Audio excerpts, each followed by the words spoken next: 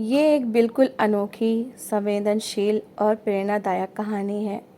शीर्षक एक भूली हुई पुकार। कृष्णानगर का वो छोटा सा कस्बा हमेशा से ठहरा हुआ सा लगता था। वहाँ की हवा में नीम की पत्तियों की कड़वी मिठास और गीली मिट्टी की सौंधी खुशबू रची बसी थी। उसी कस्बे के आखिरी छोर पर बना था विश्वनाथ निकेतन, एक पुराना 2 मंजिला मकान जिसकी दीवारों पर छपे पीले रंग के पेंट उतर चुके थे। उस मकान में रहते थे पंडित विश्वनाथ। उम्र 70 के पार पहुंच चुकी थी। चेहरे पर गहरी झुर्रियाँ थीं, लेकिन आंखों में एक अजीब सा ठहराव था। विश्वनाथ जी अपने ज़माने के मशहूर हेडमास्टर रहे थे। कस्बे का शायद ही कोई ऐसा घर हो जहाँ के बच्चे ने उनसे पढ़ाई न की हो। लेकिन समय के साथ लोग आगे बढ़ गए और विश्वनाथ जी अपने अतीत की यादों के साथ उसी पुराने मकान में अकेले रह गए। पत्नी सावित्री को गुजरे 5 साल हो चुके थे। उनका एकमात्र बेटा आकाश दिल्ली में एक बड़ी कंपनी में काम करता था। आकाश ऐसा बेटा नहीं था जो अपने माँ बाप को भूल जाए। वो हर महीने समय पर पैसे भेजता था, हर हफ्ते रविवार को फ़ोन करके हालचाल पूछता था और त्योहारों पर घर भी आता था। लेकिन शहर की भागदौड़ ने उसके पास समय नाम की चीज़ नहीं छोड़ी थी। वो पैसे भेज सकता था, लेकिन समय नहीं। दिसंबर के कड़ाके की ठंड थी। शाम ढलते ही पूरा कस्बा कोहरे की सफ़ेद चादर में लिपट जाता था। विश्वनाथ जी हर शाम अपने आंगन में एक छोटी सी आग अलाव जलाकर बैठते थे। सूखी लकड़ियों के चटकने की आवाज़ और आग की लपटें ही जैसे उनकी शाम की अकेली साथी थीं। उस दिन भी वो अलाव के पास बैठे थे जब डाकिया रामदीन दरवाजे पर आया। मास्टर साहब, एक चिट्ठी आई है। रामदीन ने कांपते हाथों से एक लिफाफा आगे बढ़ाया। विश्वनाथ जी ने मुस्कुराकर चिट्ठी ली। वो जानते थे कि ये कोई सरकारी पेंशन का कागज़ होगा, क्योंकि आकाश तो सीधे फ़ोन करता था। लेकिन जब उन्होंने लिफाफे पर लिखे शब्द देखे तो उनकी आंखें फटी की फटी रह गईं। वो आकाश का ख़त नहीं था, ना ही कोई पेंशन का कागज़ था। वो एक ऐसा खत था जिसने विश्वनाथ जी की ज़िंदगी में बरसों बाद एक नई हलचल पैदा कर दी थी। चिट्ठी पर लिखा था, परम आदरणीय मास्टर साहब प्रणाम। शायद आप मुझे भूल गए होंगे। मैं केशव हूँ, आपका वही छात्र जो कभी स्कूल की छत से गिर पड़ा था और आपने मुझे अपनी पीठ पर उठाकर 2 किलोमीटर दूर अस्पताल पहुँचाया था। मास्टर साहब, आज मैं 45 साल का हो चुका हूँ। शहर में मेरा अपना कारोबार है, सब कुछ है मेरे पास। लेकिन पिछले कुछ दिनों से मुझे अपने बचपन का वो छोटा सा कस्बा और आपकी वो बातें बहुत याद आ रही हैं। हाल ही में मुझे पता चला कि आप अकेले रहते हैं। मास्टर साहब, क्या मैं इस रविवार आपसे मिलने आ सकता हूँ? मुझे आपसे कुछ मांगना है, कुछ ऐसा जो सिर्फ आप ही मुझे दे सकते हैं। आपका ही छात्र केशव। विश्वनाथ जी ने चश्मा उतारा और अपनी आंखें पोंछीं। केशव? हाँ, उन्हें धुंधला सा याद आया। एक बहुत ही चंचल और ज़िद्दी लड़का जो पढ़ाई में कम और चित्रकारी में ज़्यादा ध्यान देता था। उसी शाम विश्वनाथ जी ने अपनी पुरानी अलमारी खोली। अलमारी के सबसे निचले खाने में एक लकड़ी का भारी बक्सा रखा था। उन्होंने धीरे से उसे बाहर निकाला। उस बक्से में उनके पूरे जीवन की जमा पूंजी थी। पैसे नहीं, बल्कि पिछले 40 सालों में उनके छात्रों द्वारा लिखे गए खत, उनकी पुरानी डायरियाँ और कुछ हाथ से बनाए गए चित्र। विश्वनाथ जी ने बक्सा खोला तो सूखे हुए पत्तों और पुराने कागज़ों की एक परिचित महक हवा में तैर गई। उन्होंने केशव का पुराना रिपोर्ट कार्ड और उसकी एक पुरानी स्केच बुक निकाली। इस स्केच बुक के पन्नों पर गांव के पुराने बरगद के पेड़, नदियां और अलाव सेकते हुए लोगों के चित्र बने थे। तभी उनका फ़ोन बजा। स्क्रीन पर आकाश का नाम चमक रहा था। हाँ आकाश बेटे, विश्वनाथ जी ने फ़ोन उठाया। बाबूजी प्रणाम, कैसे हैं आप? ठंड बहुत बढ़ गई है, आप बाहर तो नहीं निकल रहे? आकाश की आवाज़ में हमेशा की तरह चिंता थी। मैं ठीक हूँ बेटा, बस आंगन में अलाव सेक रहा था। आज केशव का ख़त आया है। विश्वनाथ जी के स्वर में एक अजीब सी उत्तेजना थी। केशव? कौन केशव बाबूजी? आकाश ने काम के बीच व्यस्तता से पूछा।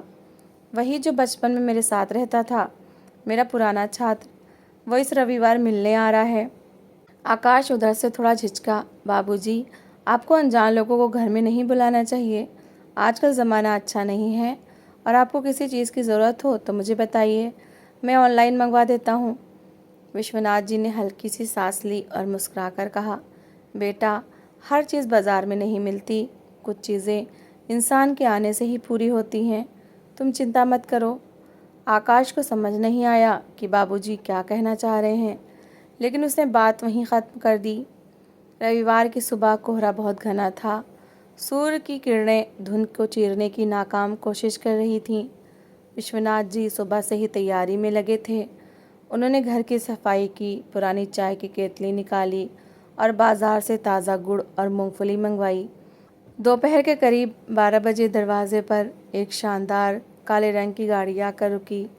गाड़ी से एक मूंछों वाला कोट पैंट पहने हुए गंभीर सा आदमी उतरा। उसके चेहरे पर एक अजीब सा संकोच और श्रद्धा थी। वो केशव था। जैसे केशव ने विश्वनाथ जी को देखा, उसने अपनी महंगी गाड़ी का नज़ारा छोड़ सीधे जाकर विश्वनाथ जी के पैर छू लिए। उसकी आंखों में आंसू आ गए। मास्टर साहब। केशव की आवाज़ भारी हो गई। विश्वनाथ जी ने उसे गले से लगा लिया। आओ केशव, आओ बेटे, पहचाना तुम्हें, लेकिन थोड़े बदल गए हो। दोनों घर के अंदर आए। आंगन में अलाव जल रहा था। दोनों अलाव के पास बिछी लकड़ी की खाट पर बैठ गए। विश्वनाथ जी ने चाय बनाई। उस देसी चाय और गुड़ की मिठास ने माहौल को सहज बना दिया। केशव, तुमने चिट्ठी में लिखा था कि तुम्हें मुझसे कुछ मांगना है। ऐसा क्या है जो एक हेडमास्टर तुम्हें दे सकता है? विश्वनाथ जी ने उत्सुकता से पूछा।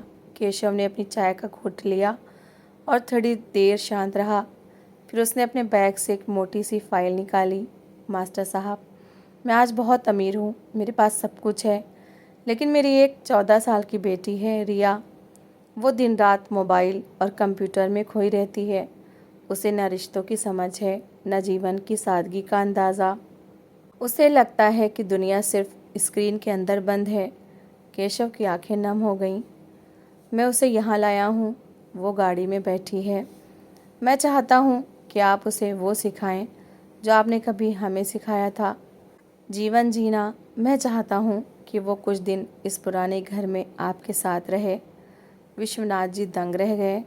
आज के दौर में जहाँ लोग अपने बच्चों को बड़े बड़े समर कैंप और विदेश भेजते हैं, वहाँ केशव अपनी बेटी को एक अकेले बूढ़े मास्टर के पास छोड़कर जीवन की सीख दिलाना चाहता था। लेकिन केशव, वो शहर की लड़की है, यहाँ न टीवी है, न अच्छा इंटरनेट। वो यहाँ कैसे रहेगी? विश्वनाथ जी ने शंका जताई। इसीलिए तो लाया हूँ मास्टर साहब।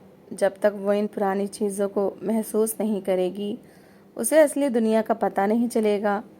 जब रिया गाड़ी से उतरकर अंदर आई तो उसके चेहरे पर साफ नापसंदगी दिख रही थी। जीन्स और जैकेट पहने, हाथ में आईफोन लिए रिया ने पुराने घर को ऐसे देखा जैसे वो किसी अजायब घर में आ गई हो। पापा, आप मुझे यहाँ इस पुराने गांव में छोड़ रहे हैं? यहाँ नेटवर्क भी ठीक से नहीं आ रहा, रिया ने चिढ़कर कहा। केशव ने प्यार से उसके सिर पर हाथ रखा। रिया, सिर्फ 10 दिन, अपने पापा के लिए 10 दिन यहाँ रहो। अगर तुम्हें अच्छा ना लगे तो मैं तुम्हें वापस ले जाऊँगा। काफ़ी बहस के बाद रिया मान गई, लेकिन उसका मन बहुत ख़राब था। केशव अपनी बेटी को छोड़कर शहर लौट गया। शुरुआत के 2 दिन रिया के लिए किसी सज़ा से कम न थे। वह कोने में बैठी रहती, मोबाइल पर गेम खेलने की कोशिश करती या चिढ़कर चुपचाप सो जाती। विश्वनाथ जी ने उस पर कोई दबाव नहीं डाला। वो उसके लिए गर्म खाना बनाते, उसकी पसंद का ध्यान रखते और शाम को अलाव जलाकर बैठ जाते। तीसरे दिन शाम को लाइट चली गई। पूरे कस्बे में अंधेरा छा गया। मोबाइल की बैटरी भी ख़त्म हो चुकी थी।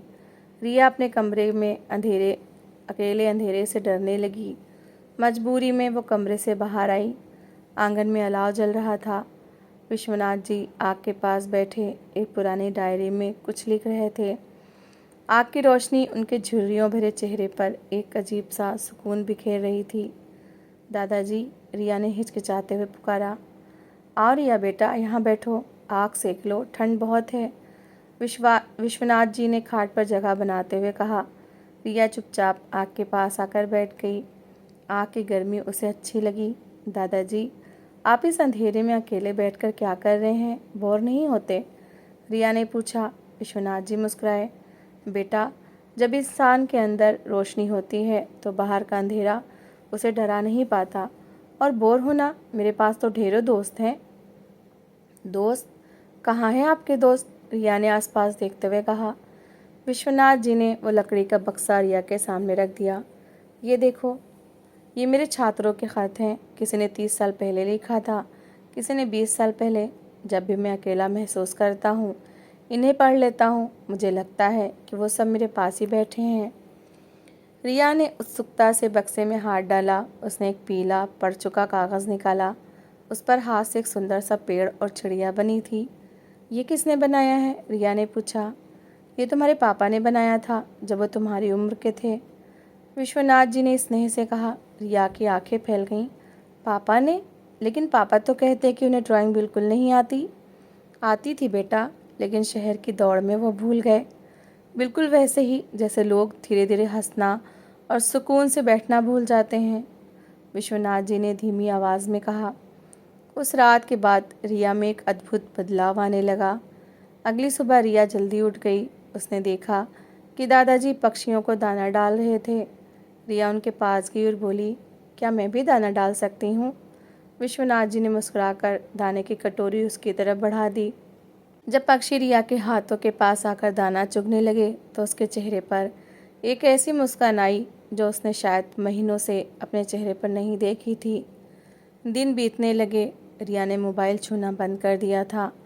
अब वो दादाजी के साथ रसोई में मदद कराती, पुराने बक्से से कहानियों की किताबें निकाल कर पढ़ती और शाम को अलाव के पास बैठकर दादाजी से उनके ज़माने के किस्से सुनती। विश्वनाथ जी ने उसे सिखाया कि पेड़ों से बातें कैसे की जाती हैं, मिट्टी की खुशबू का आनंद कैसे लिया जाता है और दूसरों की मदद करने में जो खुशी मिलती है वो दुनिया के किसी खिलौने या गैजेट में नहीं है। रिया ने दादाजी से उर्दू के कुछ खूबसूरत शब्द और शायरी भी सीखी। उसे समझ आने लगा कि ज़िंदगी की असली खूबसूरती रफ्तार में नहीं बल्कि ठहराव में है। 7वें दिन रिया ने घर के पीछे वाले पुराने कमरे की सफाई शुरू की। वहाँ उसे एक पुराना कैनवास और कुछ सूखे हुए रंग मिले। उसने दादाजी से पूछकर उन रंगों को पानी में घोला और पेंटिंग करना शुरू कर दिया। वो दिन रात पेंटिंग करती रही। उसने अपनी पेंटिंग में किसी शहर या मॉल को नहीं बनाया, बल्कि उसने बनाया एक पुराना घर, जलता हुआ अलाव और उसके पास बैठे एक बूढ़े दादाजी और एक छोटी सी लड़की। 10 दिन पूरे होने वाले थे। रविवार का दिन था। आकाश, विश्वनाथ जी का बेटा, जो दिल्ली में काम से 2 दिन की छुट्टी मिली थी, उसे अचानक अपने पिता की याद आई। उसे याद आया कि कैसे उसके पिता ने फ़ोन पर कहा था कि कोई पुरानी यादों को तलाशने आ रहा है। आकाश को लगा कि उसे जाकर अपने पिता से मिलना चाहिए। आकाश बिना बताए कृष्णा नगर पहुंच गया। जब आकाश ने घर के दरवाजे पर कदम रखा तो वो हैरान रह गया। घर जो हमेशा शांत और उदास रहता था, आज वहाँ से खिलखिलाने की आवाज़ें आ रही थीं। आकाश ने अंदर जाकर देखा। आंगन में अलाव जल रहा था। उसके बूढ़े पिता हंस हंस कर किसी लड़की को कहानी सुना रहे थे और वो लड़की एक कैनवास पर रंग बिखेर रही थी। बाबूजी, आकाश ने भराई हुई आवाज़ में कहा। विश्वनाथ जी ने मुड़कर देखा। आकाश, तुम बिना बताए आए? आकाश दौड़कर अपने पिता के गले लग गया। उसे पहली बार एहसास हुआ कि उसने अपने पिता को कितना मिस किया था। तभी बाहर से केशव भी अपनी पत्नी के साथ रिया को लेने पहुंच गया। सब लोग आंगन में अलाव के चारों तरफ इकट्ठा हो गए। केशव ने आकाश को देखा और दोनों पुरानी यादों में खो गए। आकाश को पता चला कि ये वही केशव है जिसके साथ वो बचपन में खेला करता था। केशव ने रिया की बनाई पेंटिंग देखी तो उसकी आंखें भर आईं। रिया, ये तुमने बनाया है? केशव ने पूछा। रिया ने आगे बढ़कर अपने पिता को गले से लगा लिया। हाँ पापा, और ये मेरी लाइफ की सबसे खूबसूरत तस्वीर है। आपने मुझे यहाँ भेजकर मुझे दुनिया का सबसे बड़ा गिफ्ट दिया। रिया ने पापा को के कान में कहा। पापा, दादाजी बहुत अकेले हैं, लेकिन उनका दिल बहुत बड़ा है। हमें यहाँ बार बार आना चाहिए। आकाश ये सब सुन रहा था। उसकी आंखों से चुपचाप आंसू बह निकले। उसे एहसास हुआ कि वो पैसे भेजकर अपना कर्तव्य तो पूरा कर रहा था, लेकिन अपने पिता को वो साझा खुशियाँ नहीं दे पा रहा था जिनकी उन्हें वास्तव में ज़रूरत थी। आकाश ने विश्वनाथ जी के हाथ थामे और कहा, बाबूजी, मुझे माफ़ कर दीजिए। मैं सोचता था कि पैसे ही सब कुछ होते हैं, लेकिन आज मुझे समझ आया कि अपनों के साथ बिताए गए ये 2 पल की असली ज़िंदगी है। अब से मैं हर महीने आपके पास आऊँगा और कुछ दिन यहीं रहकर आपके साथ अलाव सेकूँगा। दिसंबर की वो ठंडी शाम अब उदास नहीं थी। पुराने विश्वनाथ निकेतन के आंगन में आज बहुत से लोग थे। विश्वनाथ जी, उनका बेटा आकाश, उनका पुराना छात्र केशव और नई पीढ़ी की प्रतिनिधि रिया। अलाव से निकलती चिंगारियाँ आसमान की तरफ उड़ रही थीं, जैसे वो ये संदेश दे रही हों कि पीढ़ियों का फासला चाहे कितना भी बड़ा क्यों ना हो, अगर प्यार और सम्मान का अलाव जलता रहे तो हर रिश्ता गर्म और तरोताज़ा रह सकता है। विश्वनाथ जी ने अपने पुराने बक्से को देखा। आज उस बक्से में एक नया ख़त जोड़ने वाला था, रिया का लिखा हुआ ख़त, जिसमें उसने लिखा था, प्रिय दादाजी, आपने मुझे सिर्फ दुनिया देखना नहीं बल्कि दुनिया को महसूस करना सिखाया। ये अलाव कभी बुझना नहीं चाहिए। विश्वनाथ जी के चेहरे पर एक तृप्त मुस्कुराहट थी। उन्हें लगा कि एक शिक्षक और एक पिता के रूप में उनका जीवन आज पूरा हो गया। कहानी यहाँ ख़त्म होती है, लेकिन इसकी सीख हमेशा हमारे दिलों में जलती रहती है। रिश्तों को पैसों की नहीं, सिर्फ थोड़े से समय और अपनों के साथ की ज़रूरत होती है। तो दोस्तों, इस कहानी को लेकर आपकी क्या राय है? कमेंट सेक्शन में अपनी राय ज़रूर शेयर करें। और अगर आपको हमारी आज की कहानी अच्छी लगी हो तो प्लीज़ इसे लाइक शेयर ज़रूर करें। और ऐसी ही emotional, suspense, family story, love story, motivational story को सुनने के लिए मेरे चैनल को सब्सक्राइब ज़रूर करें। तो मिलते हैं एक नई और दिलचस्प कहानी के साथ। Thanks for watching.